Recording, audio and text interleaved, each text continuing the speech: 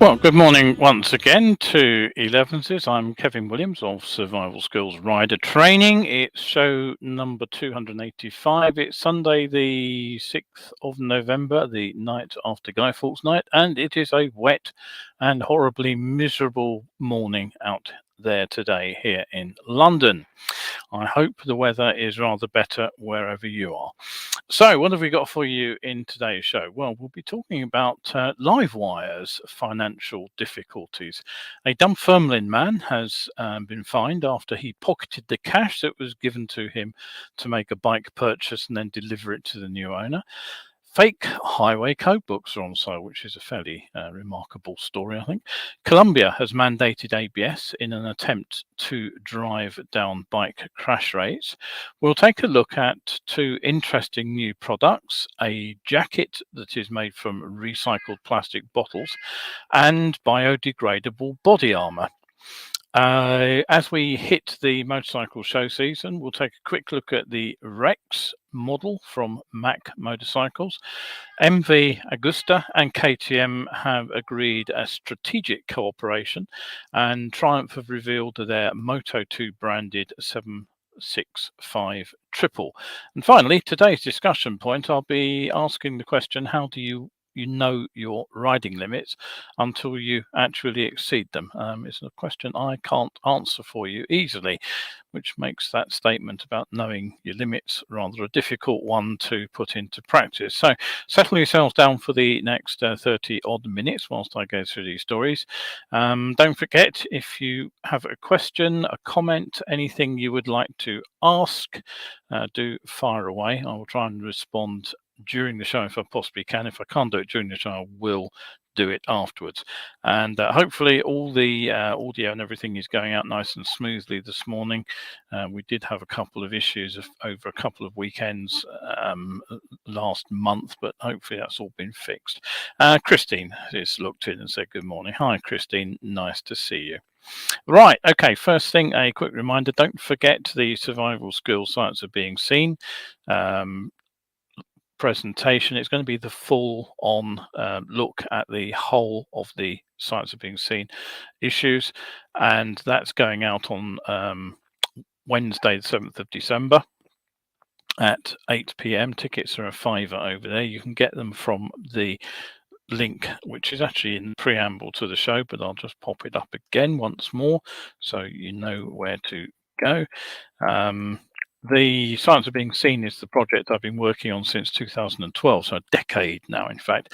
And the idea is to help riders and drivers alike understand the reasons that sometimes motorcycles go missing, to help drivers look more effectively, I'm not going to say harder because that's the wrong word to use, look more effectively for motorcycles and understand the limitations of their vision, and also to help motorcyclists understand why it is that motorcycles aren't always visible when they think they are, and to give both riders and drivers some suggestions on strategies which can help them see. So that's Wednesday, 7th of December. Sights Are Being Seen, 8 p.m. in the evening. Tickets £5 from the link in the comment stream. Right, okay, so on with the news. The first story actually is quite an interesting one because it's about Harley Davidson and their Livewire spin-off. Now, it seems that Livewire has actually lost most of the capital that was invested in the new company earlier this year. Now, it seems that the funds that went into the new company have simply been taken out again by investors. You'll recall that Harley Davidson wanted the Livewire brand to be seen as a separate entity for its electric motorcycle range.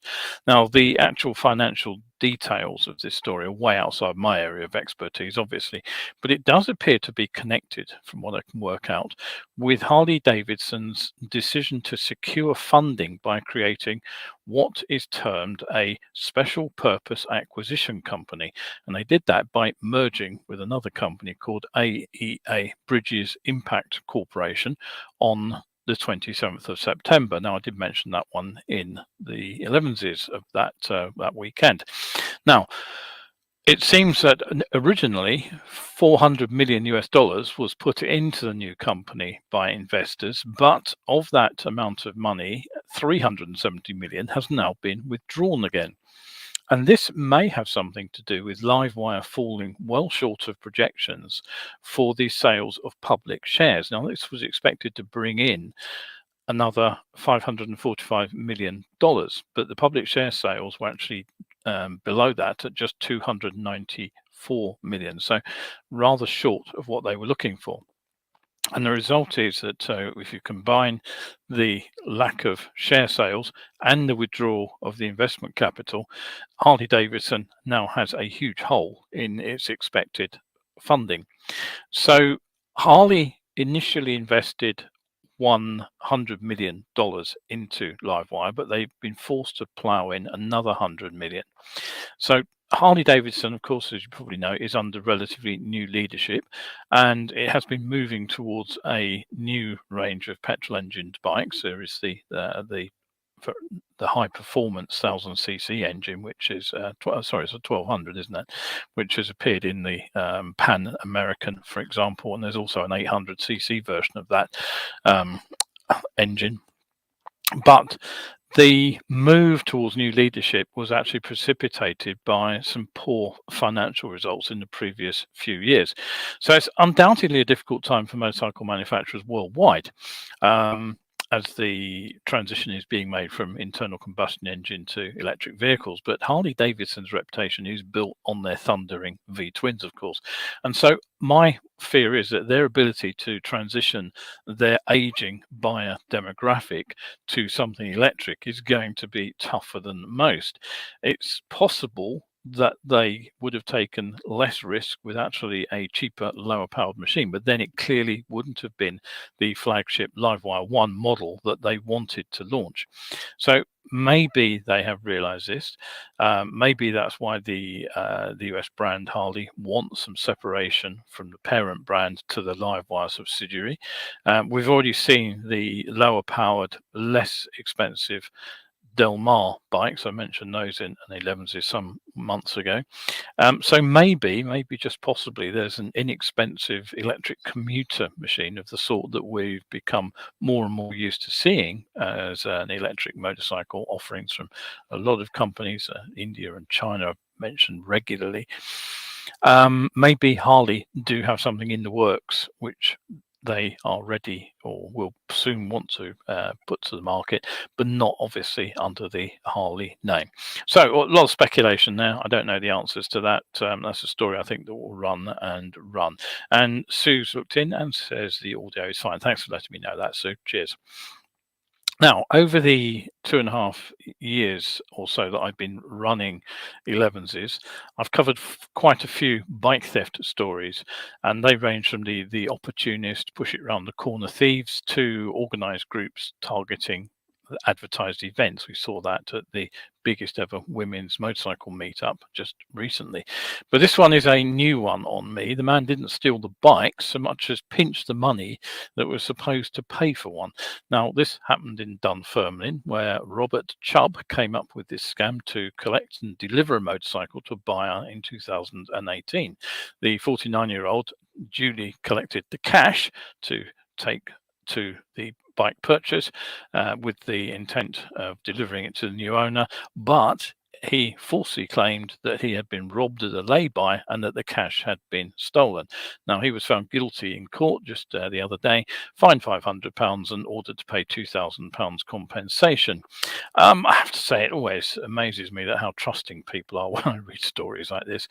Even if the report did say that the man who was defrauded of his cash had previously used Chubb's services to move a vehicle without any problems. But on this occasion, Chubb admitted he had no intention of doing so and thus obtained the money by fraud.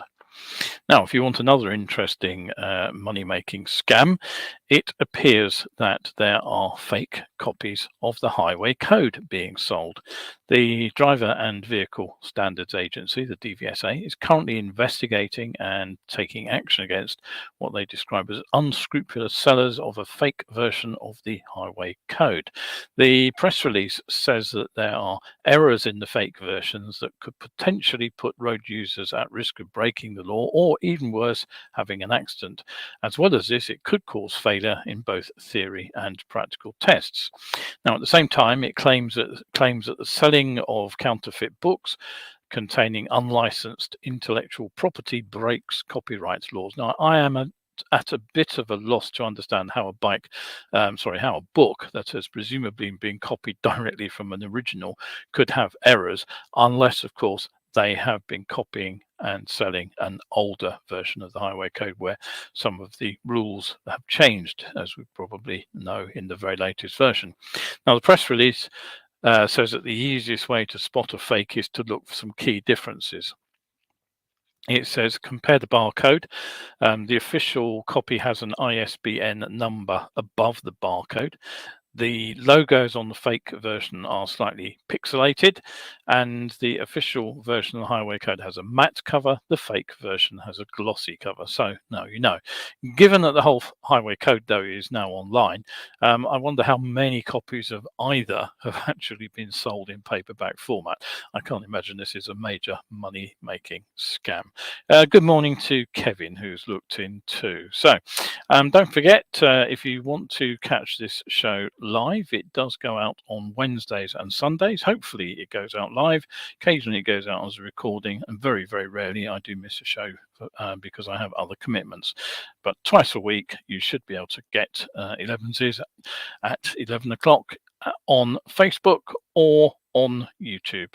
And for ease of reference, if you do want to go back to an old show for some reason, the stories are all in their own playlist on my YouTube channel, which is youtube.com/Survival Skills UK. Don't forget the all important UK on the end of it, though.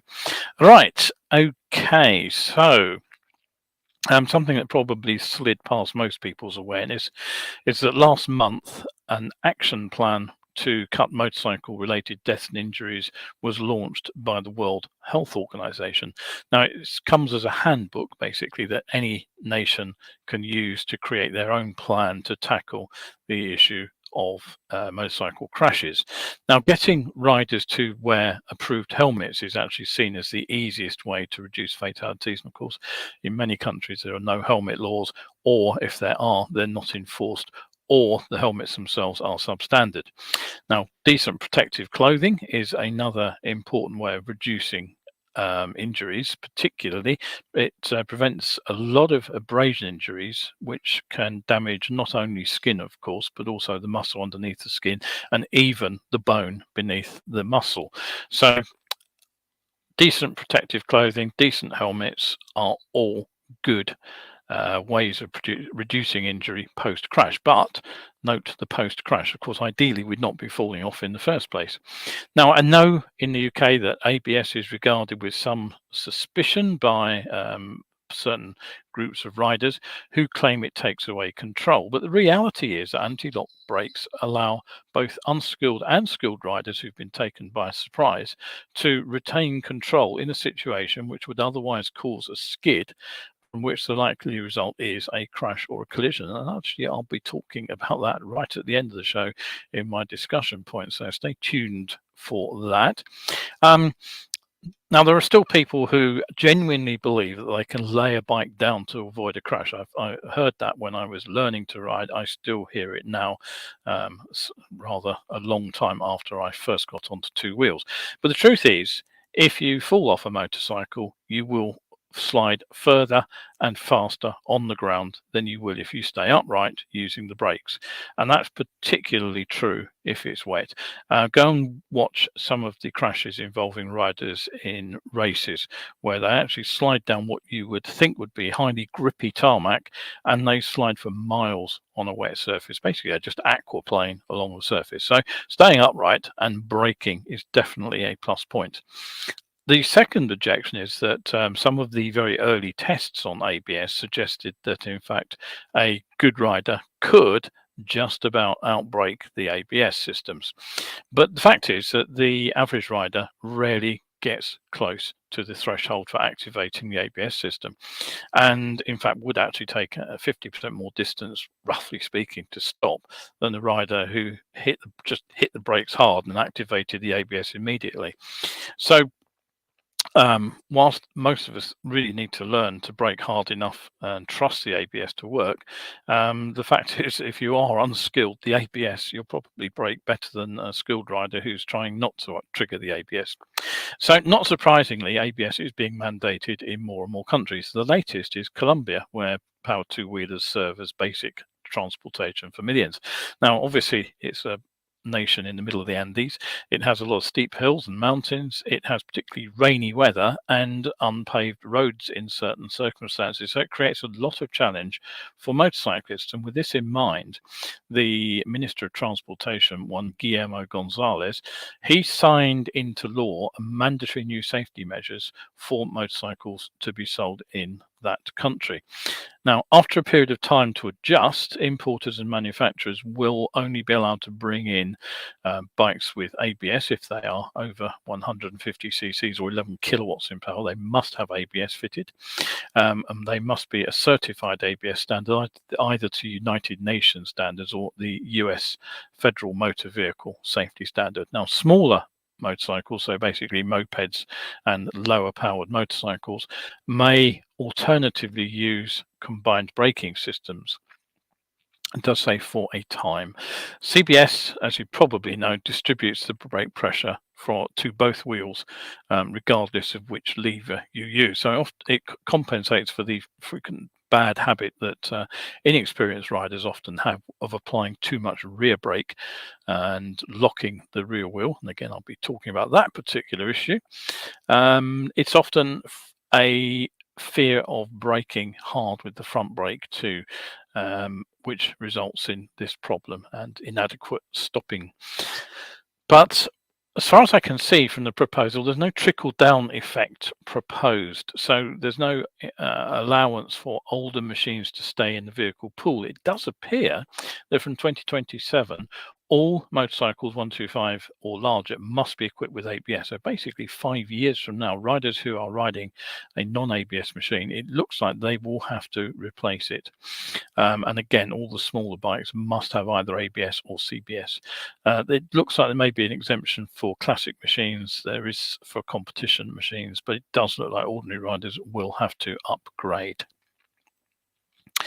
Right, okay, so what else have we got for you today? Well, here is something to look at. Let me just get the picture up. There it goes. Now, there's little outwardly to distinguish that particular riding jacket from any other, is there? It's just a basic mid-length laminated waterproof jacket. It's got a double flap seam at the front, or zip at the front. It's fitted with a removable thermal inner vest, and you get body armor at the shoulders and elbows. There's a pocket for a back protector. So basically that gains this jacket, which is the Tucano Urbano Orbis jacket, the lowest level of CE certification, Class A. And probably the only thing that would make you raise your eyebrows slightly about this jacket is the fact that it is £225, which is actually a bit steep, I think, for that particular category of low protection urban riding kit. But take a look inside the jacket and you'll see what you're buying. Whoops, that's not the right picture. Damn. It's not the right picture either. Hang on a minute. Let me just get the that up again. I thought I had that all nicely prepared, but it's all gone horribly wrong, hasn't it? So that's the picture that I want to show. Let me just bring that back onto the screen. So as I said, there is an extra label on the inside of the jacket, which gives you an extra insight into what you're actually buying, and that is it. And let me zoom in on that, and you hopefully can read that now. Up to 30 recycled plastic bottles were used to make this garment. So, okay, the answer then about what's special about this is that it is made of polyester from recycled plastic. Now, the entire range, there's 3 jackets in this: the Orbis, which we've just seen, a Monte, and a Stella, which is for the ladies, is being called the Good Wheels collection. And the jackets also apparently source plastic from other recycled materials, including old fishing nets, incidentally. And the water repellent fabric is also said to be more sustainable. The treatment for the water repellency is said to be more sustainable than the usual ones. So that's the recycled jacket. Just got a comment here from Kevin. What does he say? ABS is a consideration for the next bike, but cornering ABS far better if we use survival reaction, brake response in a bend or with lean. So for me, 5 or 6 axis IMU makes sense. Yes, I think it does. I don't know how effective cornering ABS is because I haven't got it on my bike, and I'll actually be coming back to this kind of discussion about how much we can rely on things like this at the end of the show too. So, right. Don't forget, if you want to support the show, you can head over to my coffee page. There is plenty to read over there.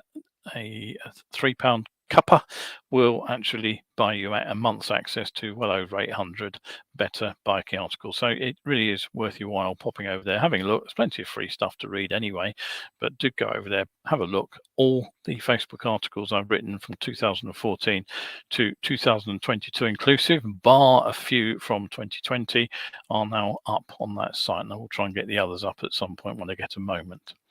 So, okay, if that was a recyclable or recycled jacket, how about biodegradable body armor? Yes, this is another twist on the sort of green science. A company called ReZero, I presume that's how you pronounce the name, ZRO, have what they say is revolutionized body armor by making it recyclable so it can be made into a new product, or biodegradable if it ends up in landfill. Now, they say that the new protectors are made without the use of polyurethane. Will Marshall, who is the CEO, said if they end up in landfill, i.e. oxygen depleted microbe-rich environments, that's when they start to break down. The claim is that the body armor will return to zero, which is presumably how the company got its name, in just 3 to 5 years. Now, exactly how the material is constructed in order to allow it to decompose naturally by microbial action isn't explained, though if it really does reduce to non-plastic components, my guess is it's some form of cellulose, which of course is a natural fiber that comes from plants. Now, the product itself is the work of 3 friends, 2 of whom formerly worked for the Croydon-based armour specialists D3O. I can't find anything about this new company other than the news stories, which have appeared in a couple of the UK bike outlets, but the armour is said to be undergoing CE testing for approval right now, and the press information that's come out says that the first brand partnerships will be announced next year, 2023. One other point, just in case you are worried about it, it won't be affected by sweat, so the protectors won't be decomposing on you as you wear them, which is, I'm sure, a relief to many. So, okay, what else have we got to say? Sue has just added something there. She bought a non-biking jacket made from plastic bottles in Primark. It was very cheap. Don't see what a jacket made from plastic bottles should be so much dearer. Yeah, I tend to agree. I suspect that the pricing is too... how to say this politely, to encourage you to switch to the product, making you think you're buying something a little bit special. I think most fleeces are made from recycled plastic bottles as well. I think I'm right in saying that. So thanks for that, Sue. Now, okay.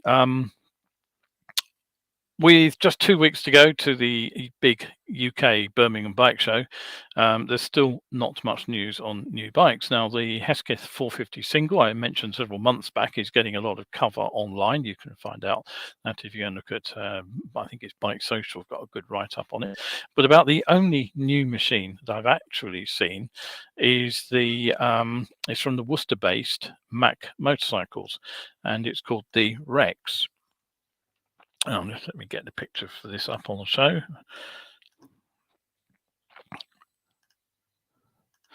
There it is.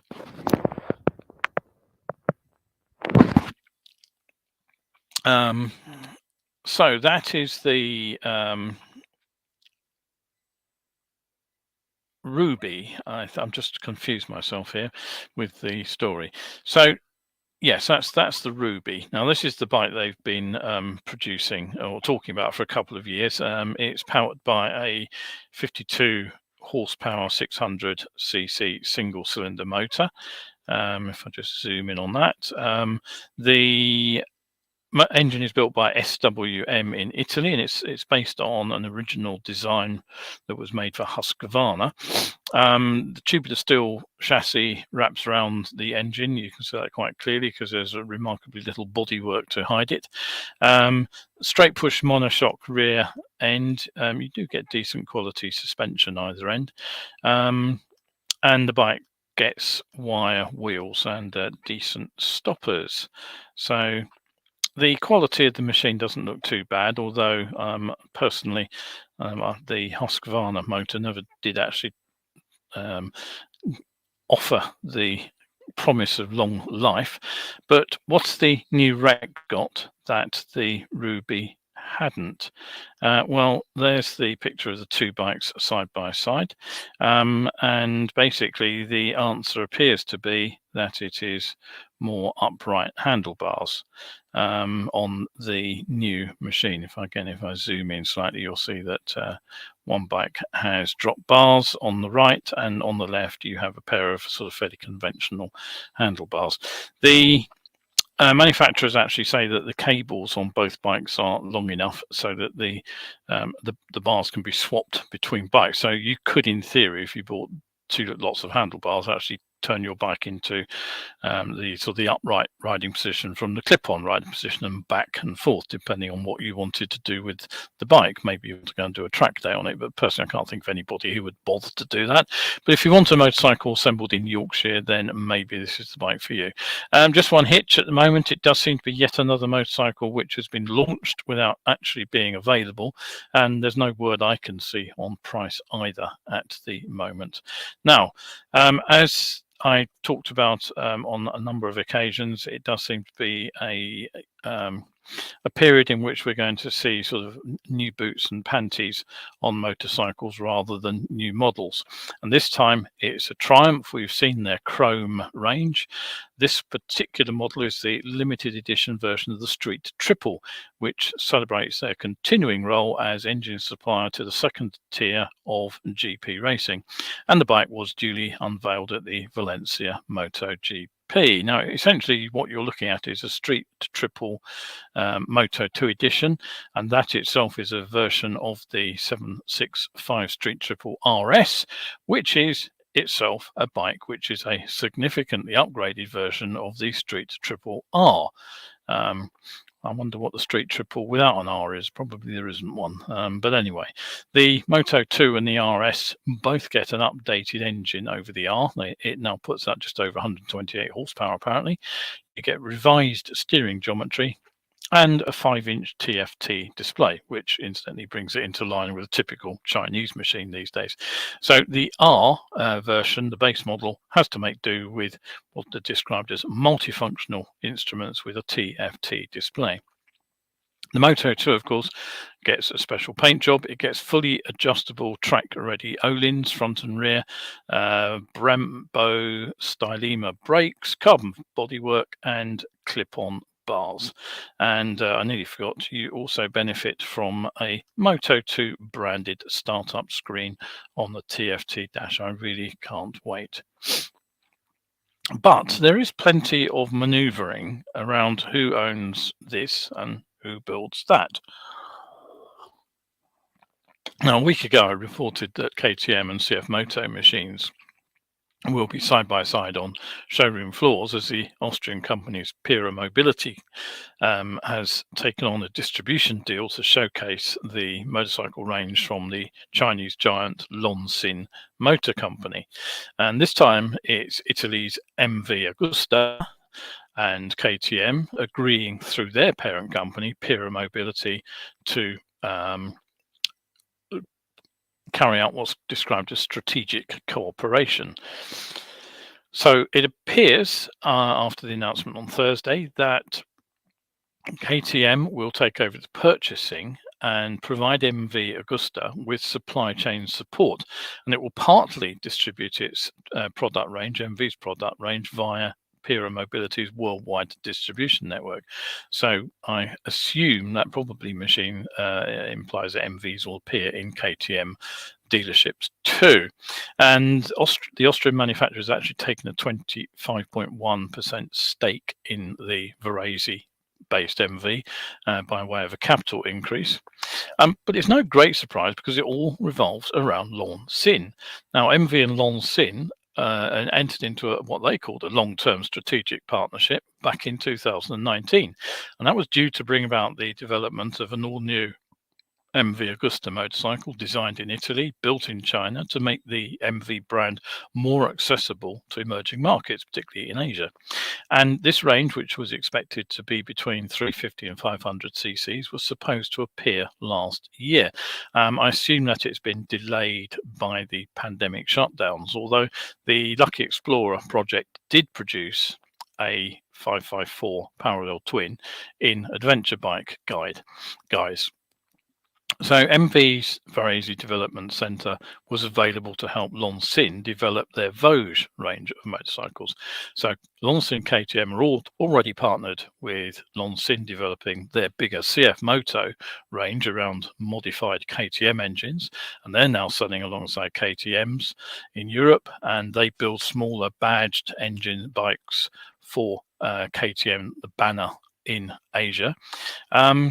So this is where it does actually get seriously confusing, because it was announced in September 2020 that QJ Motor, who are an offshoot of Quanjiang Motorcycle, the largest manufacturer of PTWs in China, would actually take over 7 one-brand stores for MV in China in their own cooperation plan, with 21 more stores due to be built before the end of 2021. How that's going, I have no idea.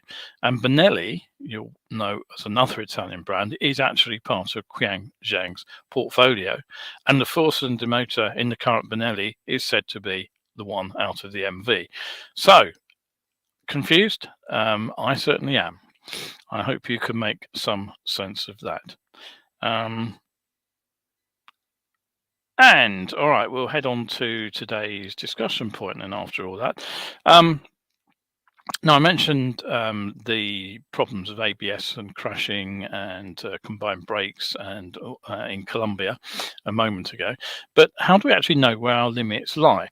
It's easy to say ride within your limits, but I got triggered off on this line of thought by some reports on the New Zealand website Stuff, where there have been a couple of stories about riders crashing bikes in the last few days. Now, in the first instance, the man involved actually crashed a Royal Enfield twice. He crashed it firstly on the day he actually got it, and moderately unbelievably, he crashed it again on exactly the same stretch of road, same bike, the very next day.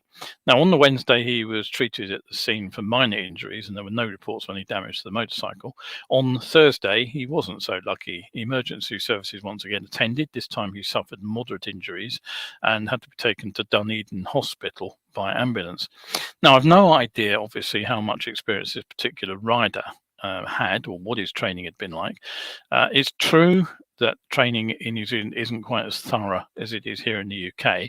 It is certainly easier to get onto a low-powered, a LAMS learner approved motorcycle, a LAMS approved motorcycle with just a sort of, I suppose it's as close to a CBT equivalent as you can say in New Zealand. But the NZTA and the ACC, the Accident Compensation Corporation in New Zealand, both work together to provide heavily subsidized training, and that makes it a real bargain compared with what's on offer here in the UK. Now, having said that, this particular rider, the 54-year-old, did have a bit of an excuse. He lost control both times on a gravel road, and I have to admit that I found the gravel roads in New Zealand a bit of a challenge. There are two issues. The first one really is I found the surfaces very unpredictable. If you are riding on a hard pack of stones, that's one thing. If they are tamped down firmly, that's not too difficult to ride on. But what I found it was that the depth of the gravel was entirely unpredictable. One moment you'd be riding along on a sort of a fairly hard surface with loose chippings on it. The next, you would be riding into a drift of fairly deep gravel. And it was often apparent that the gravel was spread smoothly over an underlying rutted surface, presumably from winter rains. And basically what that means is that the tyres tended to sort of dig into the deeper ruts, and the bike became rather difficult to control. So it was, I was trying to ride those roads on a fully loaded 900 Tracer Yamaha with a passenger, and rather than actually risk dropping the bike, I actually turned back on one road, or at least took the shortest route off of it back to the rather boring but much more predictable tarmac coast road, simply because I was really quite worried at one point about getting myself into a serious tangle on those roads. Now, the second problem I experienced on those roads was other drivers. Now, a lot of people who live in more rural areas are obviously very used to driving on those kind of roads, and they tend not to think about someone coming the other way who might be, like me, just having a little bit of a struggle to keep the bike under control. And cresting a blind rise on one stretch of road to find a ute coming the other way from the opposite direction at pretty high speed and aiming pretty much for the same bit of road as I was using wasn't the best memory from that trip. But the fact is, riding a new motorcycle, by which I mean a motorcycle new to the owner, is actually one of the top risk factors involved in crashing. And so to the second crash. In this case, the bike was taken straight to Dunedin Hospital with a broken clavicle. Now, he was riding a 1200 Triumph, which was damaged in the crash, and it appears this rider left the road and went down a steep bank. So it would appear, to add to that the rider had no license for that particular machine. Now, I can't work out from the story whether he had a motorcycle license, but not one in the right category for the big machine, or whether he had no motorcycle license at all. But guess what? Riding with no license, with a suspended license, or with an inappropriate license for the category is another big risk factor in crashing. So with a new machine and no license, that's a double whammy for this rider. And frankly, riding off the road and down the bank does sound like a breakdown of skill too. So maybe he was inexperienced as well. So with that in mind, let's look at the advice from Senior Sergeant Anthony Bond. He said motorcyclists should, and I quote, know their limits. Now, I'm not clear at all how this would help. I mean, what do we know? How do we know where our limits are until the moment we exceed them? It's a real conundrum. Now, it takes me back to my early days of learning to ride a motorcycle myself, and let's start with the dim, distant days when I was actually preparing for the old round the block test. This was just over a year after I first got the bike. Now, in case you don't remember, the old round the block test, the examiner was on foot, and what he did was he sent you to ride round a block of houses, and he himself then dashed from corner to corner in an attempt to spot you doing something daft while you didn't see where he was. Now, one of the exercises was the emergency stop, and having got my instructions that he would be leaping out in front of me at some point in the very near future, it suddenly occurred to me that I hadn't actually done a practice emergency stop in the wet and cold conditions that prevailed on that particular January morning. So I went round the block and tried one out. Fortunately for me, the place I did try it out was out of sight from where he was waiting for me, as my practice attempt went pretty badly wrong. I locked up the rear wheel and I very nearly fell off. Fortunately, I was quick enough to recover the skid by releasing the pressure on the back brake, but it was a near miss. And frankly, my second attempt in front of the examiner a few moments later wasn't a lot better, but given the conditions, it was just about enough to squeak through and get me my pass certificate. But as it happened, both of those emergency test stops were a damn sight better than my first ever attempt at stopping in a hurry. Now, I was actually taking my beautifully clean and shiny Honda CB125S bike I was very proud of at the time, back to the dealer to have the 500-mile service done. So that gives you an idea of how little experience I had on that bike, or any bike indeed. And I had to carry out an emergency stop when somewhat unexpectedly a car driver appeared, coming the other way, and the driver in front of me, for some reason which I never did get my head round, suddenly stopped on a main road to let this oncoming car turn right ahead of us. There was very little traffic on the road, so it wasn't, it was polite, but it was completely unnecessary. Anyway, I was caught completely by surprise. Of course, I stamped on the back brake, and despite the warm and sunny conditions, I duly locked up the rear wheel, and I had no idea what was happening as the back overtook the front, and I was almost at a standstill when I just toppled off sideways. Now, the driver was very apologetic. I was uninjured, but I have to admit I was quite terrified my parents would find out about the crash. So I actually got the dealer to fit a new pair of crash bars at the service. Fast forward 5 or 6 years, my 125 took me through the first couple of years of university. I then upgraded to a 250 for the final year, and my first post-college wage packets went down on a 404 Honda. Now, summer turned to winter once again, and I threw that bike down the road too on a wet surface. And once again, it happened when a car stopped unexpectedly in front of me. This time, though, it was on a faster road, much faster road, 60-mile-per-hour limit. And this time, I braked too hard and too suddenly for the surface, and I locked the front wheel, and I went down very suddenly and very hard and slid into the back of the stationary car. Oddly enough, the bike slid straight through the gap and was undamaged. But the point I'm making is that each crash was a learning experience, and my prior riding experience, even the crashes, didn't prepare me for each of those tier of crashes. The first crash on the brand new bike at least taught me that the rear brake wasn't the best one for braking firmly. The second crash, I did have that knowledge about being able to recover a skid by releasing the rear brake, but I still had to learn the hard way that with a slippery surface, you really can't brake as hard as you can on the dry, and even then it's the front brake does most of the work. And the third incident on the 404 taught me that I really had to be a lot more progressive when applying heavy braking in wet conditions. So the fact is, it's difficult to learn how to deal with situations like this without experiencing for the first place. So it's easy enough for Senior Sergeant Bond to say that there are courses available for riders interested in learning how to ride safely. But the fact is, no matter how hard we trainers work on developing your skills to cope with an emergency, it's almost impossible to guarantee that you can actually use those skills when it matters most. Now, my Mind Over Motorcycle paperback book was actually written after a trainee of mine pulled off a perfect wet weather emergency stop in front of the examiner, set off to continue her test, and fell off about 50 meters further down the road, because what happened was the car pulled straight out in front of her and created a real life emergency. And she just grabbed a handful of front brake. Everything went wrong.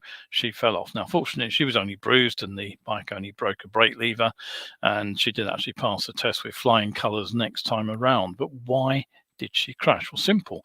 Nowhere in her training had I been able to simulate that real life emergency. We'd spent lots of time teaching her to respond from a signal from me, putting my hand up. So when the examiner did the same, she knew exactly what to do. She coped with a perfect emergency stop. But as soon as the car pulled out in front of her, she reverted to instinct and grabbed that big handful of front brake. So there's the puzzler. How do we train for emergencies? We can plow up and down doing emergency stops, but does that prepare us for the vehicle that pulls out at a junction? How do we practice to deal with a bend that doesn't go where we expect it to? It's easy enough to learn counter steering and get good at steering around cones and then take that out onto the road and steer around bends. What happens when the bend doesn't go where we expect? And even more sort of critical, how do we determine the point at which our tyres are going to get away from us on a loose or slippery surface? Now, the best answer I have to this, and it's not a very satisfactory answer, is that we can try to provoke the bike to misbehave in a relatively safe environment. We can push the bike to the point where we can feel that things aren't going quite right. And hopefully we don't quite cross the line to the point where we cannot recover, but we get close enough to it that we feel that the bike is actually on the edge.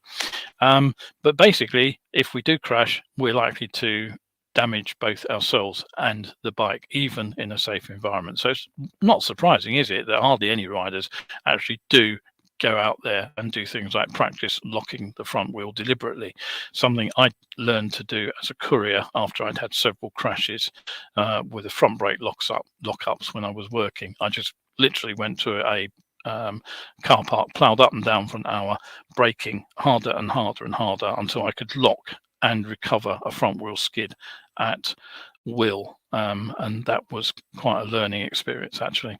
But it's hardly surprising, is it, I think, that we sometimes cross our limits. So next time you hear someone trot out that old chestnut, we should be riding within our limits. We should know our limits. Just bring this particular set of little tales to mind and try to think how you would cope in an emergency yourself. But also think how pointless and meaningless that statement is. Right, sorry to be critical of a police officer trying to give advice, but you know, if we're going to give advice, it does have to be useful advice, and I don't think that is useful advice. All right, okay, so Kevin has just asked a question on that. He said, I'd like to improve my skills. How do we train and develop this safely for when we have to learn? Well, yeah, that's the question I've just asked myself. And as I say, the best answer I can give you is gradually push to the point where the bike feels like it's misbehaving. I cannot give you any better answer than that. Until we have, you know, sort of simulators which can replicate the feel of a motorcycle crashing, I really don't know how we go ahead with that. So I've gone on a little bit longer than I planned today. So that is it for Sunday, the 6th of November. Be back on Wednesday with a new show. So do look in if you possibly can.